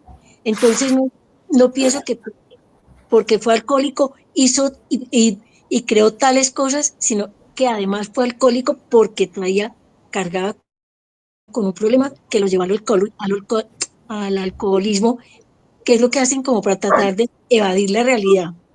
Bueno, y me ratifico, y entonces voy a leer una cosita del principio del cuento cuando dice, mañana voy a morir, quisiera aliviar hoy mi alma. Mi propósito inmediato consiste en poner de manifiesto simple y sucintamente mis comentarios una serie de episodios domésticos. Las consecuencias de esos episodios me han aterrorizado, me han torturado y por fin, no es que, y por fin me han destruido. Entonces, el primer episodio aterrador para él, pienso yo, fue el quedarse sin papá y mamá. Eso con todo lo que eso conlleva, o sea, no tomándolo a la ligera. Ay, aquí dice. Pero hay una parte del cuento donde dice que él se quedó sin los padres. Yo no leí esa parte. Bueno, La biografía. sí, Oh. estoy Ok. confundiendo. No, la cuestión de la orfandad es del autor, no es del personaje. Sí, sigo confundiendo. Ok. Sigo confundiendo los dos, pero además, alguna vez que yo también hice un curso de literatura, me acuerdo que una de las cosas que aprendí es que la gran mayoría de novelas, prácticamente todas, son autobiográficas, de alguna manera. Unas totalmente como las de Annie Ernaux y otras no tanto, pero son prácticamente unas, autobiografías. La persona descarga ahí todo lo que tiene. Que es que al final de que me han destruido, dice, pero no intentaré explicarlos. Si para mí han sido horribles, para otros resultarán menos espantosos. Más adelante tal vez aparecerá alguien cuya inteligencia reduzca mis fantasmas a lugares comunes. Entonces, una inteligencia más serena. Tendemos a reducir esos dramas internos como el que vio, digamos, el escritor o el personaje del cuento a lugares comunes, ¿sí? Que para mí la cosa es mucho más profunda, por ejemplo, y en este caso de Allan Poe, es mucho más profunda que lo de la mayoría de la gente para convertir los problemas del personaje, estoy hablando en lugares comunes. No, son muy, es que no tengo el vocabulario, bueno, son muy particulares, son muy Bueno, entonces, insisto en que él desde pequeñito, con esa carga, con esos acontecimientos que lo fueron culpando y que lo fueron torturando, comenzó él mismo a torturarse y a sentir el deseo de autodestruirse y de autocastigarse, ¿sí? Bueno, creo que no es que sea tampoco muy gratuito lo que me sale decir a mí. Yo no he estudiado ni psiquiatría ni psicología, pero he ido al psiquiatra desde hace 25 años. O sea que, pues, y al psicoanálisis también, tuve intento de psicoanálisis, entonces sé que estas cosas se dan. Ahora, ¿por qué insisto en que él se estaba era autodestruyendo y castigándose a sí mismo? Él amaba a los animales, él amaba a la esposa, prefería entre los animales al gato negro, buscó una réplica de su gato negro porque lo quería, y a esos seres que más amaba, dice, a todos los maltrató, inclusive a los micos, a las palomas, a lo que fuera, a los conejos, todos los amó y terminaba a todos haciéndoles algún maltrato. Y el maltrato, pues peor, matar a la esposa. Entonces, creo yo que en esos seres que él amaba, que eran los que él amaba en toda su vida, él de cierta manera veía un espejo. Era como verse en un espejo. Son esos seres que son buenos, pero que tienen algo, no sé si de maldad, pero sí algo que hacía que él empezara a odiarlos. Y él en realidad, pienso yo, se odiaba era a sí mismo.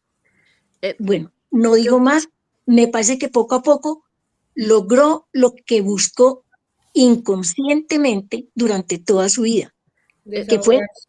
Yo creo que no, esa última parte que dijo allí se refiere a la perversidad, porque él lo dice acá, y entonces para mi caída final e irrevocable se presentó el espíritu de la perversidad.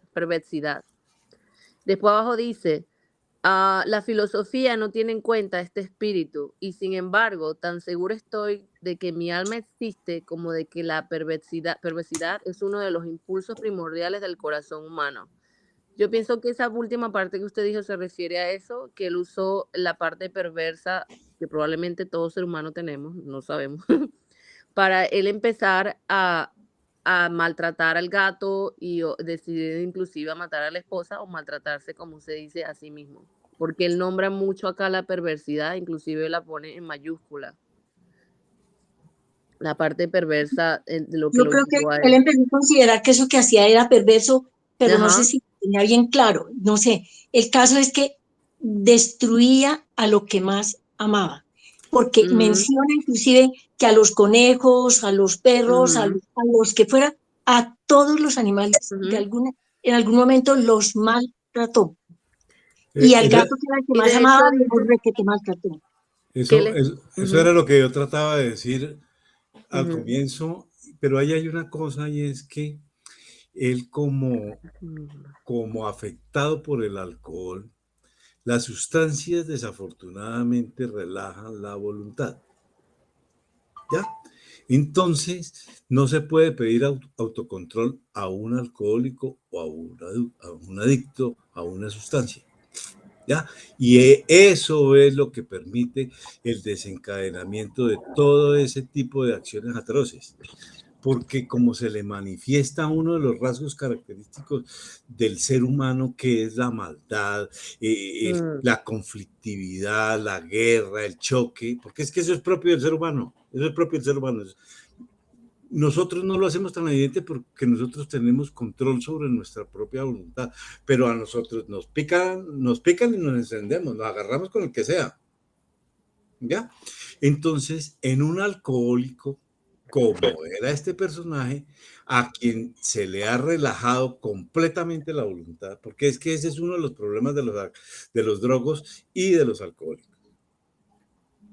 que no tienen control de su voluntad. Entonces, por esas razones que, que el borracho hace lo que hace. Ya, empieza y no es capaz de parar. Ese es el problema.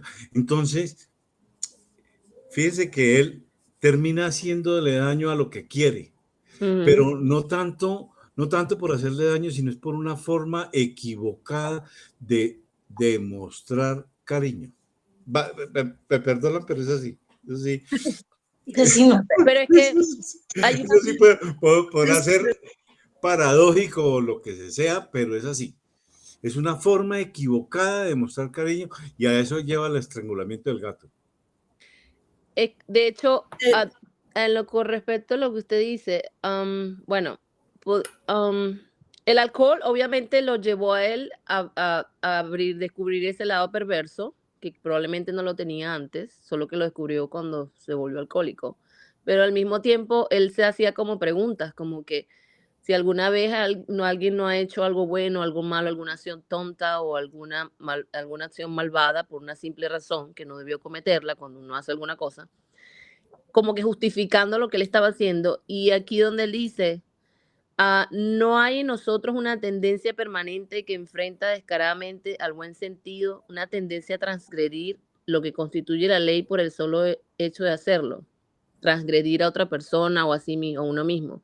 Y después dice, este espíritu de perversidad se presentó, sigue otra vez con la palabra perversidad, como he dicho, en mi caída final y en el insondable anhelo que tenía mi alma de vejarse a sí misma.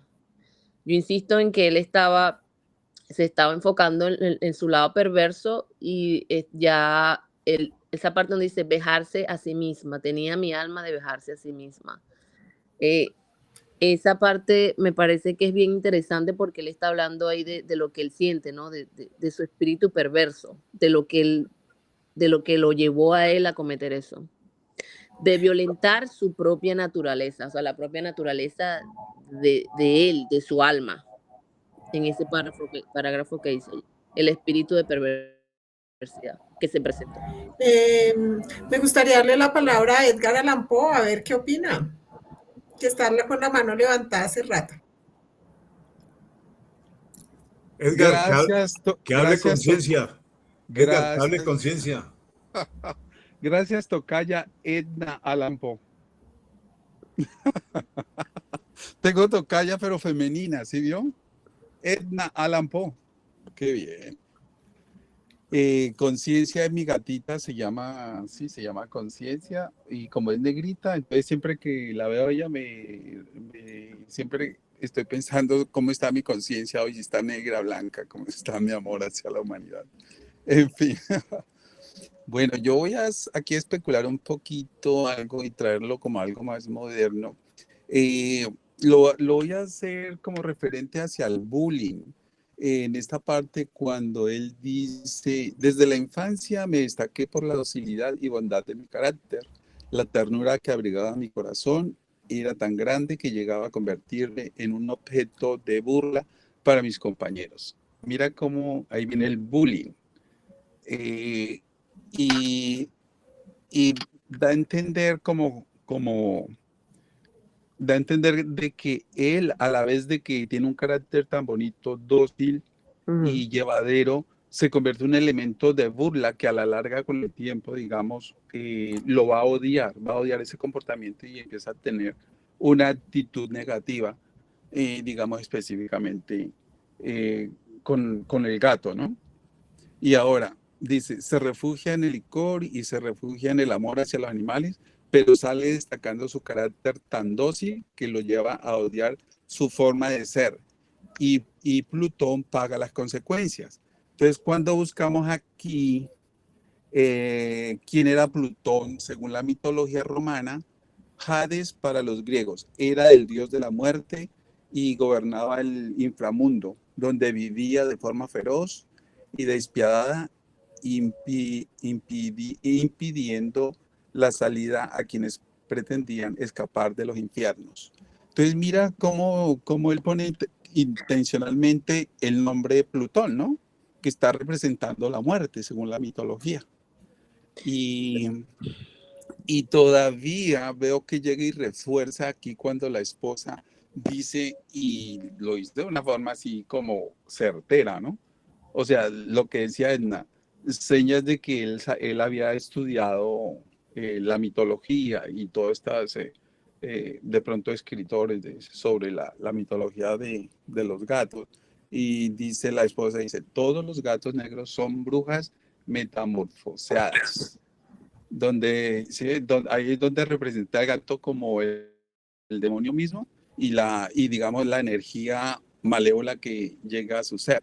Entonces digo yo que eh, él dice aquí, nuestra amistad, o sea, con el gato, nuestra amistad duró así varios años en el curso de los cuales enrojezco al confesarlo. Mi temperamento y mi carácter se alteraron radicalmente por culpa del demonio. Entonces ahí vemos que en la medida que él va creciendo en su adicción al alcohol, va creciendo el odio hacia el gato porque lo ve como el demonio, como el representante de lo perverso, de la muerte, y sí forma se convence de eso, pero yo creo que también es a raíz de que el alcohol lo lleva a ver como esas alucinaciones y ir como a ese mundo fantástico y donde convierte al gato en un ser malévolo. Gracias. Pero también dice con referencia a lo que acotaste, que él, en cierta forma cuando ahorcó al gato, él sintió cierto remordimiento y él después explica qué sintió él después que lo ahorcó y por qué lo ahorcó. Dice, lo ahorqué porque recordaba que me había querido y porque estaba seguro que no me había dado motivo para matarlo. Lo ahorqué porque sabía que al hacerlo cometía un pecado mortal que comprometería mi alma hasta llevarla, si ello fuera posible, más allá del alcance de la infinita misericordia del Dios más misericordioso y más terrible. Oh, tan bello el gato. O sea, entonces eso de la misericordia infinita del Dios más misericordioso y más terrible, entonces él está hablando ahí del Dios y el diablo, que él está buscando su salvación, la salvación de su alma, matando al gato, porque él dice que por qué lo mató y que sintió, que al principio sintió remordimiento, pero también por qué lo había matado. Eso es lo bonito de estos cuentos, ¿no? Julio Cortázar, Mario Benedetti, cuando leímos la historia de los feos, cuando que quedan como a la libre interpretación, ahí tiene tanta interpretación y se puede coger por la parte mitológica, psicológica, por la parte política, de todo, ¿no? Y eso es lo bonito, por eso todavía estamos aquí. Es como que fue un gato noble. Los animales normalmente son nobles, igual que los perros. Entonces, tú los tratas mal, ellos siguen ahí. Tú los tratas, él lo hirió, el gato se curó, siguió ahí, lo ignoraba, pero siguió ahí. Por eso él dice, no tuvo motivos para matarlo y él tampoco me dio el motivo, pero yo lo quiso matar, porque él estaba como buscando la salvación de su alma. Pero mira cómo en cierto momento, no sé si fue David el que habló sobre la reencarnación de este gato, que viene como, y de pronto cuando uno lee la mitología de los irlandeses, dice que el gato negro que tiene el pecho aquí blanco, representa a la brujita que está ahí, o sea, la reencarnación, algo así, que la brujita ha quedado ahí, como la mancha. Entonces mira cómo él juega con eso tan interesante, ¿no? Reaparece el gato sin el ojo, pero con la mancha acá como representando la reencarnación y buscando como la venganza, ¿no? David. Mauricio, no te escuchamos, Mauricio está hablando, pero pon el... bueno, perdón. Cuando en la Edad Media quemaban las brujas, generalmente las quemaban con todo el gato. Wow. Y eso se daba arriba en las Islas Británicas, básicamente, es donde mayormente se vio la persecución a las brujas. David.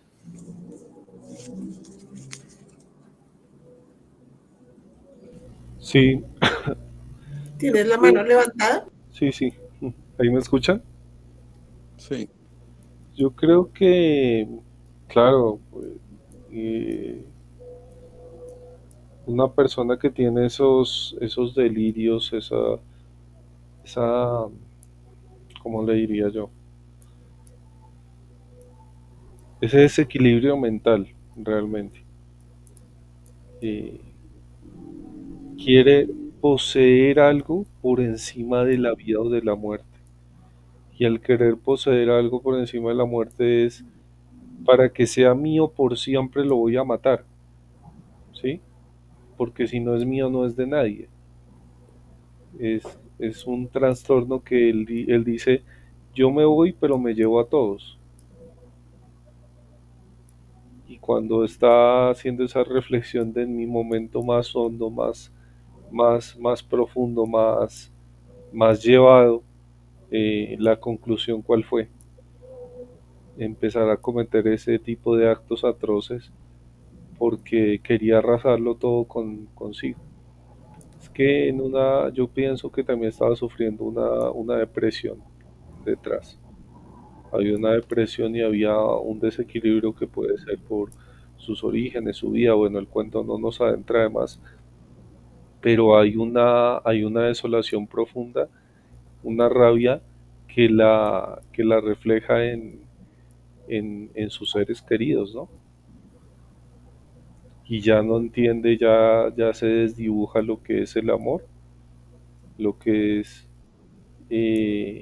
la obsesión y lo que es lo que no tiene sentido, ¿no? El asesinato, matar, las visiones, empieza a confundir la realidad con la ficción. Es que se distorsiona bastante. Esa es la sensación que me deja.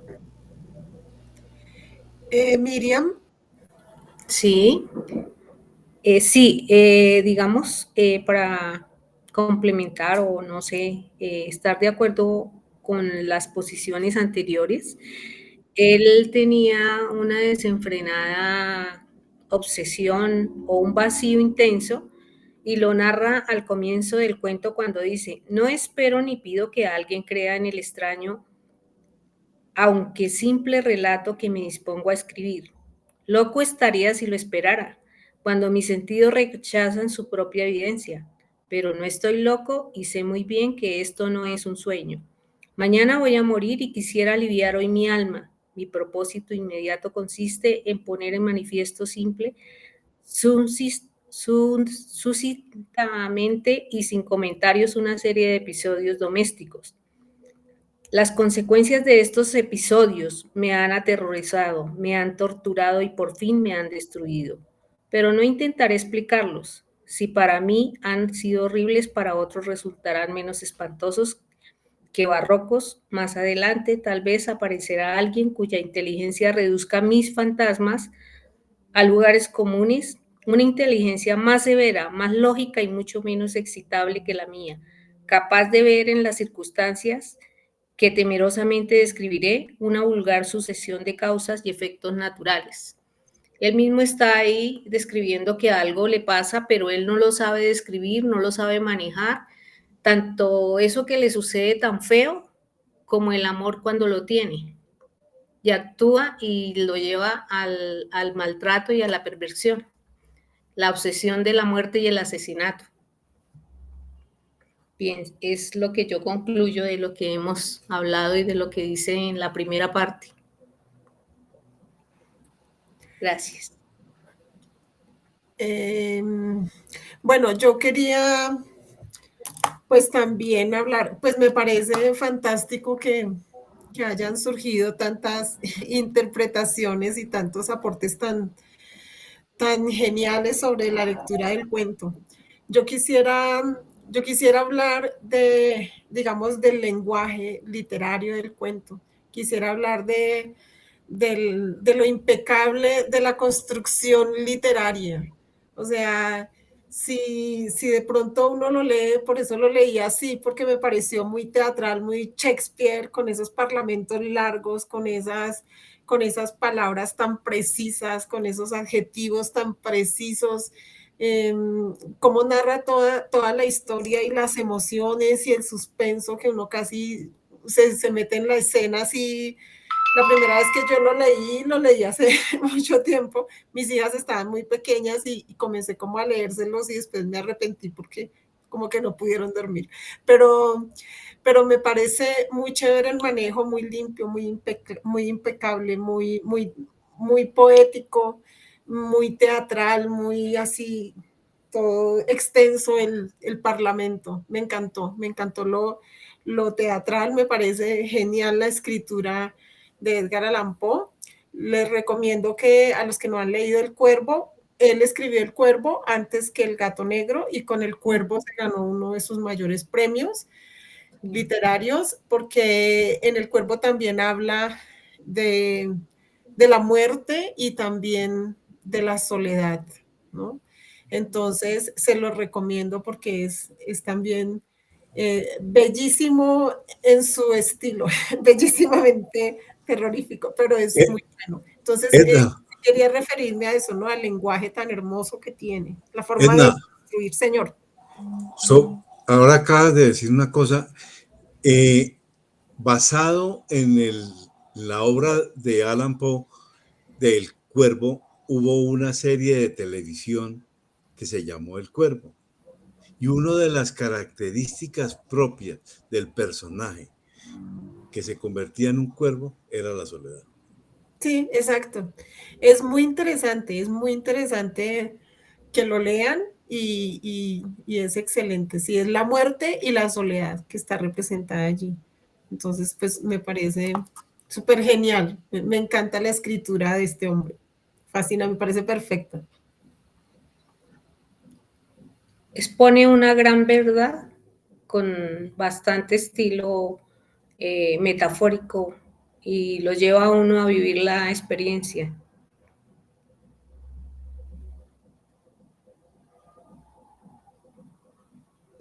Sí, de acuerdo. No sé quién más quiera intervenir.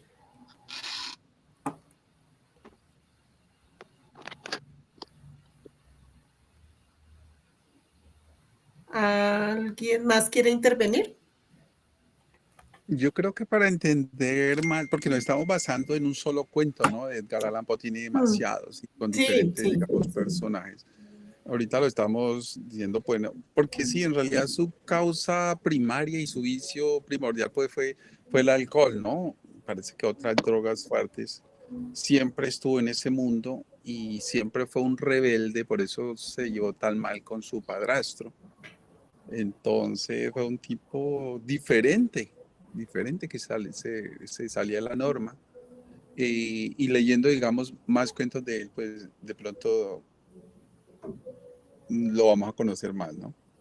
Sí, Y los sacamos otro crímenes de tipo la de calle Morgue también interpretaciones son y de buenísimos. pronto podemos llegar a la conclusión de lo que decía el caballero Mauricio. De pronto no es algo tan personal. De pronto también era su estilo literario, lo que él quería demostrar, o porque fue bañado por otras lecturas que supuestamente lo que tú decías, Edna, le llegó mucha información de afuera, ¿no? Y leía mucho este tipo de cosas.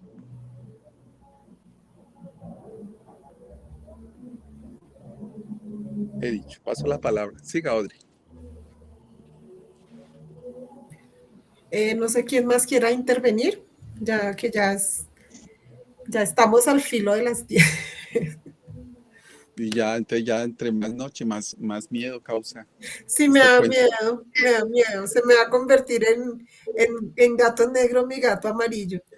Sí, lo único que yo sé, mi relación con mi gatita fue algo del destino y lo único que yo sé que estos gatitos negros son súper tiernos, nobles, amorosos, son una berraquera, son especiales, son que de verdad hay un enamoramiento con estos animales y entonces ya me da miedo caer en lo que dijo Janet de la ¿qué? Pedofilia, como que los animales.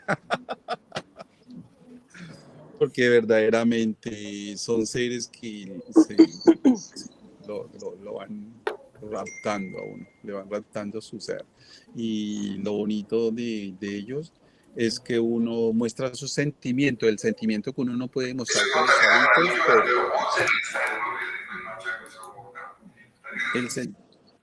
el sentimiento que uno no puede demostrar con los adultos porque la hipocresía, el interés, lo que sea, uno verdaderamente lo suelta con ellos, diciéndole gordita, mi amor, con esa sinceridad. Entonces, si llega un ser de esta su vida, wow, disfrutarlo y eso, Mauricio no le escucha. Edgar, es que usted con un animal de esos independiente de si es recíproco o no es recíproco, al no comunicarse en el mismo lenguaje, usted no tiene el temor del rechazo. Entonces, por eso usted está así de expresivo, cosa que no sucede con los seres humanos por la prevención al rechazo, creo yo. Sí, buen punto. Genoveva. ¿Genoveva? Sí, ahí dice Genoveva. ¿Dónde? Tiene la mano levantada. Yo no sé, yo aquí leo Genoveva. Tiene la mano Yo tengo levantada. aquí Lizzy, con la mano arriba de esa Lizzy. Pues no sé, entonces porque a mí me aparece diferente. Ah, Qué está en el duda otro mundo. esa soy yo. ¿Cómo me vas a cambiar el nombre? ¿Y cómo apareces así para que me No tengo confundes ni en idea. me confundes en esta noche de terror? Adelante, amiga. El gato negro te está haciendo de las suyas. Adelante. Mira, muchas gracias, me encantó el cuento, muchísimas gracias por introducirnos en esa nueva lectura con Edgar Allan Poe. Así como dijo Mauricio, sentí terror. Sí. Pero maravilloso para seguir leyendo, valiosísimo todos los comentarios, muchísimas gracias. Eso era. Pero yo estoy viendo aquí a Genoveva como Lizzy. Bueno, mi Lizzy, es que yo no sé por qué dice que Genoveva ahí. De verdad, regio. Muchísimas gracias. Sí, muy bacano, muy bacano. Bueno. Muy bacano. Yo me figuraba otro tipo de narrativa. Es lo primero que oigo de Allan Poe. Yo no sé, también pensé como más poesía, como una cosa más blanca y resultó bastante negra. Sí. Pero regia. Está igual al gato de Edgar. Sí, está igual que el gato. Yo les cuento que estuve en creo que Massachusetts, yo puse ahí la publicidad con el grupo que fuimos y entonces fuimos a la casa donde Edgar Allan Poe vivió y tienen toda la estructura, ¿no? El sótano con el gato negro ahí, entonces uno como que vive esa aventura y en la parte de afuera está el cuervo, en metal lo tiene. Y también aquí en Nueva York, él vivió aquí en Nueva York, en el Bronx, y ahí tienen una casita también donde él vivió. Ay, qué genial, qué afortunado que hayas podido ir a recrear ese universo de Edgar Allan Poe. Pero, Edgar, una pregunta. ¿Usted sí ha podido profundizar en la obra del tipo de Allan Poe? Mira que solamente yo tengo el libro, todos los cuentos, bueno, no sí todos los cuentos, pero tengo el libro gordito donde están muchos cuentos de él, pero solamente he leído como 3, el cuervo y otro, no recuerdo. Pero la tendencia sí es que sean autobiográficos. Eso es lo que hay que descubrir. De pronto en el cuervo lo que decía Edna es el baño o la conjugación entre lo que es la soledad y la muerte, ¿no? Cuando tú te internas dentro del mundo de la soledad es como morirse en vida, digamos así. Uy. Y el cuervo ahí representa la muerte que viene y lo visita, ¿no? Sí, que se convierte como en un amigo, o sea, el cuervo se convierte, tienen que leerlo los que no lo hayan leído, porque, por ejemplo, también en Los crímenes de la calle Morgue, yo sí he leído pues un poquito de él, también es muy interesante. Digamos que lo común en la escritura de Edgar Allan Poe es que también muestra las oscuridades del ser humano, ¿no? Todas las facetas oscuras que tenemos los seres humanos, que bueno, no solo somos seres de luz, somos seres oscuros también, más o menos oscuros, pero igual él la refleja en toda su literatura. Es que esa parte de la oscuridad que estás diciendo tú, no sí, es oscuridad, pero es maldad. El ser humano, Hobbes tenía toda la razón. Y por ahí en estos días, creo que uno de los diálogos de Platón, el tema de la caverna, también muestra la naturaleza humana muestra la maldad como uno de los rasgos de propios de la naturaleza humana. Ya lo que pasa es que los aprendizajes que nos ha dado el relacionamiento atenúan esa maldad, porque de alguna u otra manera la racionalidad que posee el ser humano lo invita a vivir en concordia y pacíficamente siendo malo. ¿Ya?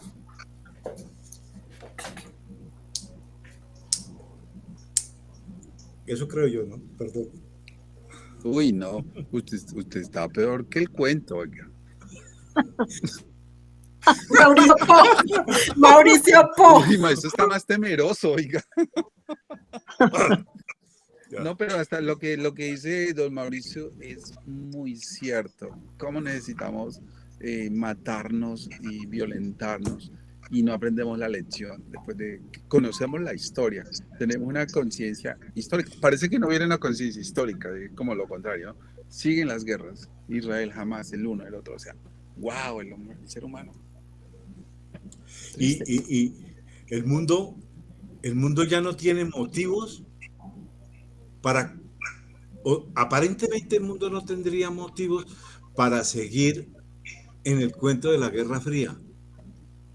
Y la Guerra Fría, al haberse, con la caída del comunismo, al haberse caído uno de los móviles, o el principal, que era el enfrentamiento de los dos bloques, surgió otro, que va a ser el problema de las identidades, y entonces va a haber una etnia, se va a tratar de imponer a la otra, y entonces los sionistas y hacia allá. ¿Por qué? Porque es que el ser humano tiene que buscar motivos para expresar su combatividad muy propia, que es la misma maldad o perversidad que dice el cuento. Perdón. No, sigue. Sigue, tranquilo. No, como para complementarlo de Mauricio, es cómo los sistemas se inventan nuevas cosas para seguirnos llenando de miedos. Entonces, al llenar de miedo, pues consumimos más cosas, ¿no? Nos enfermamos de los nervios. Miedo y destrucción. Miedo, no solo consumimos, que comprar armas. Miedo y destrucción, pero la destrucción nos previene. Ajá. ¿Ya? Entonces... Y llegamos a la destrucción de una manera disimulada con todo lo que nos imponen. Exactamente. Y entonces sale el tipo matando 28. ¿Cuántos fueron los que mataron ayer? ¿28 no fueron? El que se voló. Mató 28. Eso es más que humano. Yo no estoy diciendo que esté bien. Eso es cariño, según tú. No, es un análisis. No. Pues es así, sí, yo entiendo lo que dice. Entiendo lo que dice es Mauro en el sentido, por ejemplo, voy a citar a Facundo Cabral cuando citaba a Mark Twain, que Facundo decía, Mark Twain en su madurez decía, ahora cuando me presentan a alguien, ya no importa si es blanco, negro, judío, musulmán o cristiano. Me basta y me sobra con que sea un ser humano, porque peor cosa no podría ser. Entonces, es algo de eso. Eso sí. Pues es que, pero bueno, yo me retiro. Les agradezco mucho. Yo Edna, también. Excelente el cuento y muy apropiado haberlo pospuesto para el jueves de Halloween.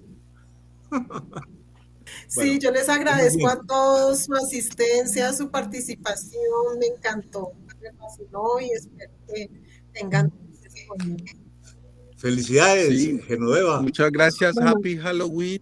Bueno, Y que de estén muy verdad bien. que el Muchas cuento gracias. lo había leído, pero uno en grupo escudriña y escucha el concepto de los demás y se enriquece.